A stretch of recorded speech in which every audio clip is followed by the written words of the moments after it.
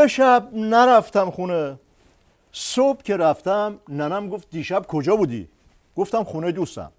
ورداشت به 10 تا از دوستام زنگ زد. خدا لعنتشون کنه. 7 تاشون گفتن دیشب اینجا بوده. 2 تاشون گفتن اینجاست الان خوابیده، بیدار شد میگیم بهت زنگ بزنه. کف کردم از دست اونی که گفت اینجاست، داره نماز میخونه نمیتونه صحبت کنه. من دلم خیلی میسوزه. های دکتر دیدی آخرش چه خاکی به سرمون شد؟ چه خبره تیجه گریه داری را انداختی آب قوله میگیری؟ خود تو که به همه لو دادی که چه بلایی سر نظام اومده توی انتخابات پسا برجام کوفتی. نه که کسی نمیدونه مقام ما دست رفت. این بدبختی بزرگی برای نظام الهی. دستم به دامن دکتر، دستم به دامن یک کاری بکن. خجالت داره تو همه دستو بکش. یه طوری صحبت میکنی که انگار مقام عظما مرده با سرانی وسط. کاش مرده بود و یه روزا رو نمیدی.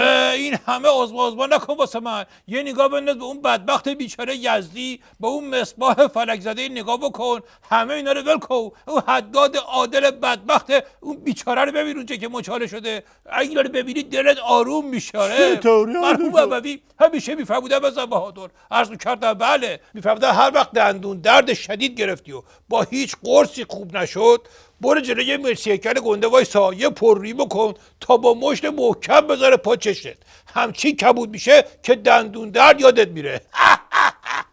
روشن شد یا یه بادمجون شیک و مجلسی بکارم پای چشه. آیه دکتر حالا که قصد دلداری منو دارین، خلاصه بگین که تو انتخابات مجلس خبرگان چی شد؟ مرحوم ابوی همیشه میفهمودن بزن بهادر. عرض میکردم بله، میفهمودن که تو یه جنگلی یه گرازی بود که تو غیبت شیر حاکم اونجا شده بود. یه روز که خواب بود سگا اومدن بستنش به درخت. وقتی که بیدار شدید بسته شده به درخت و هیچ کاری نمیتونه بکنه. این طرف اون طرف نگاه کرد، دید یه خری داره از اون طرف ها رد میشه. صداش کرد، گفت اگه منو باز کنی نجات بدی نصف جنگل میدم بهت. خره باور نکرد، گفت قسم بخور. این گفت قسم میخورم. خره بازش کرد. گرازه که باز شد گفت من نصف جنگل بهت نمیدم، همه جنگل مال تو. خره گفت چرا؟ گرازه گفته جنگلی که گردن کلفتش و سگا ببندن به درخت و خر آزادش بکنه فقط به درد همون خره میخوره. روشن شد یا همچین بذارم که بری خودتو ببندی به درخت. گرازه اقلا چشمش به یه خری افتاد که بازش کنه. مقام عظمای بدبخت چی؟ یعنی حاجی رفسنجانی شعورش نمیرسه که این مقام عظما عمود کل نظامه، اینطوری که 2 دستی بخوره تو سرش همه ضرر میکنن. نمیشه بره و از این درخت وازش کنه. خب نه دیگه، کسی براش تره خورده میکنه برای عضوای بدبخت بیچاره که. مرحوم ابوی همیشه میفهمودن بزن بهادر. عرض میکردم بله، میفهمودن بابای به دخترش گفت یه لیوان آب برای من بیار. دختره گفت نه خیر دارم تلویزیون نگاه میکنم نمیتونم.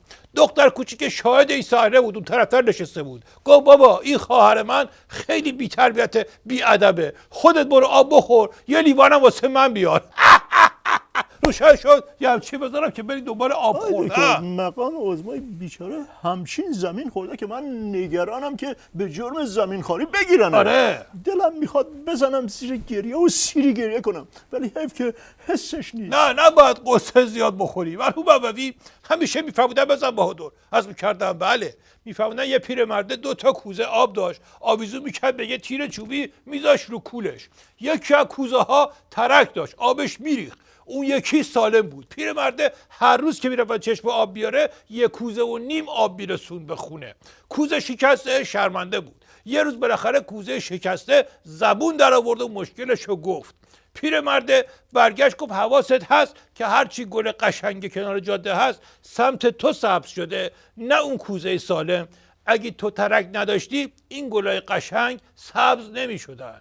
کوزه یه نگاهی که گفت ارواح احمد اگه اینو نگی چی میخوای بگی؟ قمارباز بازنده اگه نگه به درک دق میکنه. تازه کوزه سالمم یه زبونی براش در آورد. من دعوا نمی کنم. چی؟ به مقام عظما گفتی گراز دعوا نمی کنم. گفتی از مرده بدتر دعوا نمی کنم. نباید دعوا بکنی. الان کردش کوزه شکسته و قمارباز بازنده و چیزی نمانده که بهش نگفته باشی من دعوا نمی کنم. خوب کاری میکنی که دعوا نمیکنی. توی این وضعیت نظام مگه میخواستی دعوا بکنی؟ تو هم مشنگ شدی میخوای بری تو خبرگان با این مشنگی. من که گفتم گراز، تو دیگه نباید بگی گراز همون عضمایی که من که میگم مرده، تو نباید بری خودت بیاری که مرده خود عضمای بدبخت بیچاره است. من دارم مثال میزنم، تو دوباره کردیش گراز، دوباره کردیش مرده، دوباره کردی بدبخت بیچاره. اینا همش حرف مفته. من دعوا نمی کنم.